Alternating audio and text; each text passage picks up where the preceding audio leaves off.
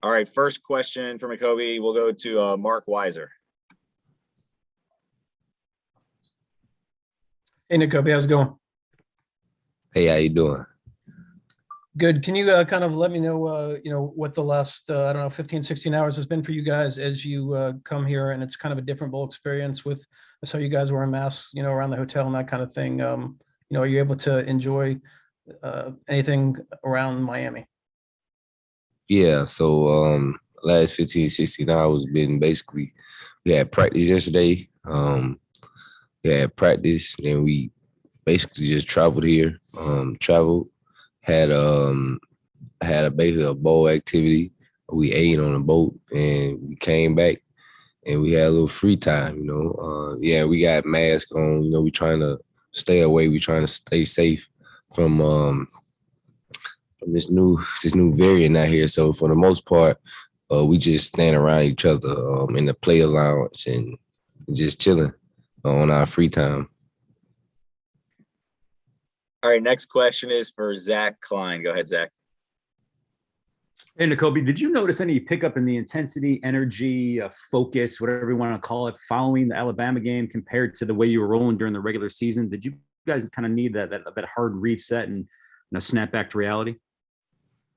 I did. Because kind of like when we started back practicing, it was kind of like a camp style of practice when we first started back. So it was kind of a new reset of energy and focus. But I won't say that there was a fall off even before we had played. So I feel like we just gotta continue to work and continue to do what we do. Okay, next question is for Mark Schlabach. Go ahead, Mark. Good morning, Jacoby. How much do you think you guys have to prove after the performance against Alabama that you were as good as people thought you were during the regular season? And what attributed to the blown coverages in the secondary that we didn't see during the regular season? I feel like we just got to work. We got to trust the coach's game plan. And we got to execute. We got to execute at a high level. And as far as contribute to the blown coverages, it was just we didn't have elite focus and elite execution. We got to execute our job, do our 111 every day. So it's like for the blown coverages and everything, it's like we just didn't have elite focus and elite execution at play. And next question is for Steve Hummer. Yes, hey, Jacoby. What do you think has been this defense's the most effective thing you've done in the last couple of weeks to get reset from the last game? Basically, reiterating the opportunity that we got. I know for me, it's been telling the guys the type of opportunity that we got. In the position that we're in, it's a lot of teams out there who are not in this position that we're in and got the opportunity that we have to do what we do. So basically, that's kind of been the refocus and the mindset that we got a huge opportunity to do something that never been done before in a long time. All right, we're going to take two more questions here for Jacoby. Next one goes to Jed May. Hey, Jacoby. Coach Lanning got asked about him, so I want to ask you about Coach Schumann. Just what is it like, or what is he like as a leader of this defense and a leader as the inside linebacker room, and just how have you seen him grow, as a coach and a leader over your years in Athens? Yeah, he's grown right along with me, as a coach. I feel like he's great. He works as hard as, if not harder, as we work on the field, So he demands the best out of us, and that was one of the reasons I came, because I know he was gonna push me to be great, not just be good or be average, be mediocre. He was gonna push me to be great every day in and day out, and that's one of the big reasons that I really respect him and grateful for him for that. All right, last question for Seth Emerson. Nakobe, is there any kind of danger in trying to fix what went wrong in the last game when the next opponent plays a different style and has different strengths and weaknesses, the way Michigan and Alabama kind of contrast with each other? Well, we do what we always did. We went to the doctor, seeing what hurt us, what we didn't do, how we didn't execute. We worked on that, but at the same time, we're on another opponent. So it's a new game plan, similar goal to win, but a new game plan. So we just got to trust the plan and execute at high level. All right. Thank you, Nakobe. Thank Appreciate y'all. the time. Next student athlete we're going to have is Chris Smith.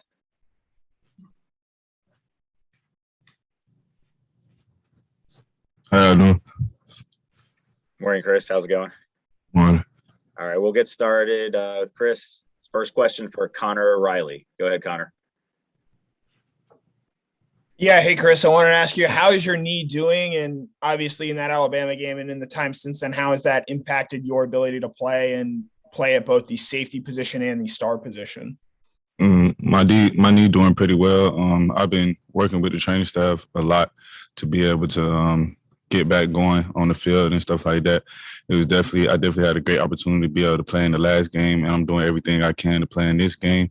And, the training staff is working with me so much, and I appreciate them for that. I'm putting in a lot of work to be able to get my knee back right, and, everything's going to be good. And next question for Anthony Dasher. Go ahead, Anthony. Hey, Chris, good to see you today. What percentage do you feel your knee is right now? And I know you played a little bit of star left late in the season. Do you anticipate going back to that position for this particular ball game? I don't really want to disclose that information about the percentage of my knee or anything, but I'm doing everything I could be to be able to play, and I'll go out there and fight for my brothers. All right, next question for Chip Towers. Go ahead, Chip. Yeah, Chris, I'm wondering, with Coach Lanning heading out, Coach Schumann and Coach Muschamp being co-defensive coordinators, has the dynamic changed in terms of the day-to-day at all? Can you just kind of describe if it's different, or is it absolutely the same? You wouldn't know anything was different. No, sir. It's absolutely the same. We still been running things how we've been running it all season. Obviously, Coach Lanning hasn't gone on to his new job yet. He's still with us, and like he said earlier, he's going to try to play out his role with us the best he can, to the best of his ability. And he's been doing a great job of that all year, and he's continuing to do so until this thing is over. And next question for Justin Felder. Go ahead, Justin. What's up, Chris? Hey, we just heard from Nakobe. You guys got to, go out on a boat a little bit yesterday, but you look around the NBA, the NFL. I mean, this thing's hitting teams. So does Coach Smart say something to you guys? Does Dr. Corson say something to you guys? And what do they say about being safe? Is it just, stay in your room, wash your hands a million times? Like, what's the message to you guys to be safe? It's really the same thing that they've been reiterating to us all year, just being safe, wearing masks. COVID is definitely going back up right now, and it's getting crazy. So they're just stressing us to be safe and make good decisions. COVID is pretty much everywhere right now, so you can't really dodge it or anything like that. But the things we can do as players, coaches, as a whole team is just try to be safe, because it's getting really crazy out here. So they just reiterating the fact that you need to be safe, wear masks, wash your hands, stuff like that, to make sure that we don't have a breakout or anything like that. Okay, next question for Davis Baker. Go ahead, Davis. Chris, when you guys have 25 days in between games, does the competitiveness in practice change at all? Is there increase? Does it increase? Does it decrease? It stays the same. We always have a competitive environment in our practices and stuff like that. And another thing our coaches do a good job of, and even players on our team, is keeping up that competitive balance within our team. We always want to go out there and compete and get better every single day, because, it's always stuff that we can improve on. And, we want to be perfect, but you're never going to be perfect. So it's a lot of things we can improve on each and every day. And when we go out there and compete, we're just working to get better. All right, last question here for Chris. I'll go to Dennis Dodd. Go ahead, Dennis. Hey, Chris, I wonder if you could explain, why the Alabama result did or didn't put, doubt in your minds about how good this defense is. Well, it definitely didn't put doubt in my mind about our defense. We go in and we put work in every week for our opponent and things like that. Obviously things didn't go how we wanted to go that day, but we focus on a new opponent. We focus on Michigan, and we focus on being able to get a win so we can move on to the next level of our season. Thank you. All right. Thanks, Chris. Appreciate it. All right. Thank y'all. Next, we're going to have Lewis Seen.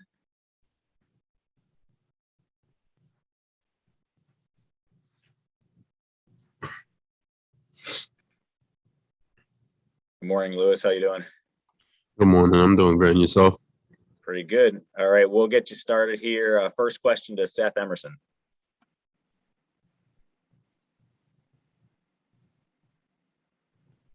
Sorry. Hey, Lewis. Hate to ask, but this is a common question I get from people. What do you all only get tested for COVID if you're symptomatic or unvaccinated, or is there like still surveillance testing going on for you all like last year? I honestly know as little as you do. Well, a larger percentage of the team, well, probably 98 or 99% of the team's vaccinated. Other than that, that's the only thing I can say because I don't know the rest of what's going on other than that. Our next question to Mike Griffith.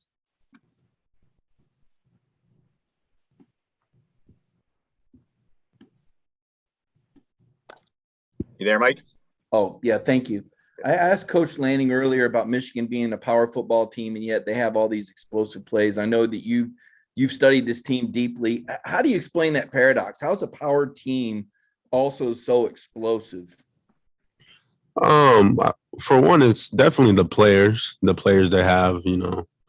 A team wouldn't be what they are without good players. They have some really good explosive players from offense, running backs, slot receivers, tight ends, even their quarterbacks.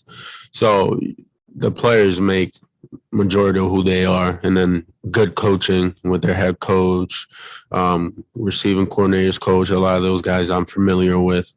So it all comes to those two factors, really. Okay, next question for Steve Hummer.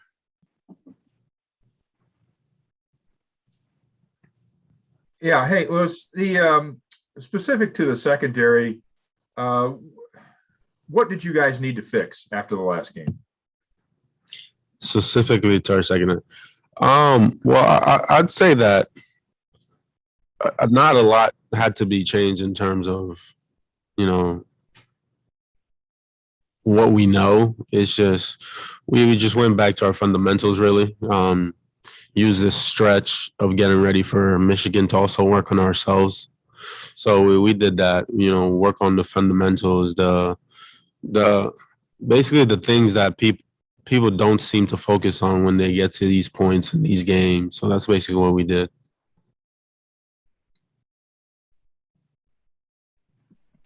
All right, next question for David Hale.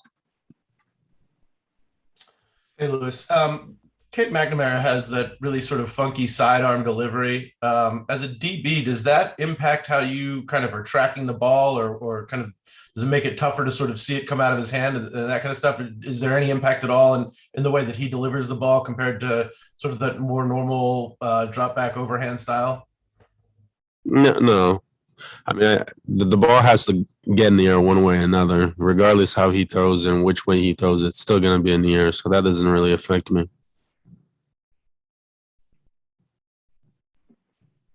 Okay, next question for Jed May. Go ahead, Jed. Yeah, Lewis, a two-part question. One, you mentioned the fundamentals there. Sort of what are the fundamentals that y'all have been working on in practice over the past couple of weeks? And then two, I guess a couple of weeks ago, you mentioned, y'all did some things you hadn't really done all year against Alabama. Has there been an emphasis in practice on, doing what y'all have done all year to get you to this point?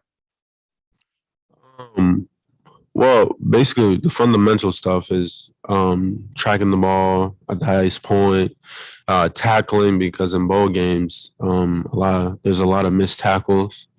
Making sure we communicate from D linemen to linebackers to the four corners of the DBs, from corner to safety. Other than that, it's just those little things that'll make a big difference when it comes to the games. A lot of people might not think so, but we think so, and that's why we're really focused on that. And secondly, what was your second part of your question? Can you hear me?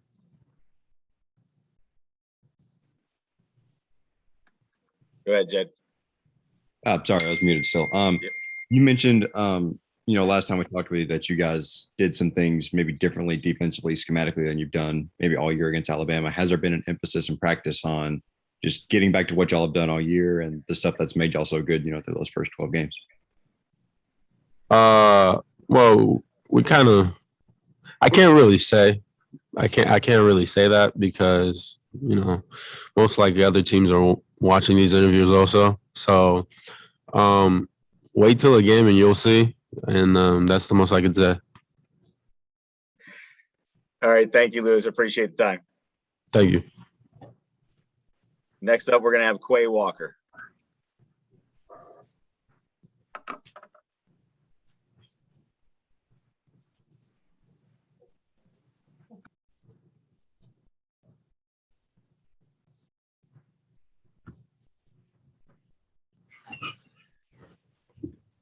Good morning, Quay. How you doing? Morning. How are you? Good. All right. We'll get started here. Connor Riley, go ahead. Your first question. Hey, Quay, wanted to ask you, when you were being recruited, what impressed you about Glenn Schumann? And now that you've played under him for 4 years, how have you seen him grow as a coach? Just his knowledge for the game and everything like that. Me and Coach Schumann relationship pretty much started kind of late or whatnot, however you want to put it, throughout my recruitment. My main recruiter was Coach Kevin Scherer. They ended up going to Tennessee or whatnot. It was him. But ever since me and Coach Schumann started, things have just been, real, real perfect from the get-go. Just anything that we talked about, everything that stood out, that I wanted to stood out, just stood out from him. Mainly his, by him being so intelligent of the game and whatnot, things like that, just stood out with me, and that transferred over to today. The next question for Richard Johnson. Go ahead, Richard. Hi, Quay. Coach Lanning talked about eye discipline and how important that will be against Michigan, especially with how they pull and use tight ends. How have you guys been drilling that during the bowl prep and staying on top of it? I've just been working on it each and every day throughout practices, and just making it one of our key focus points, however you want to put it. It's just something that we really, looking forward to, and just pay close attention to. Even in walkthroughs, we do the same thing as well. So we pretty much test it each and out throughout every day.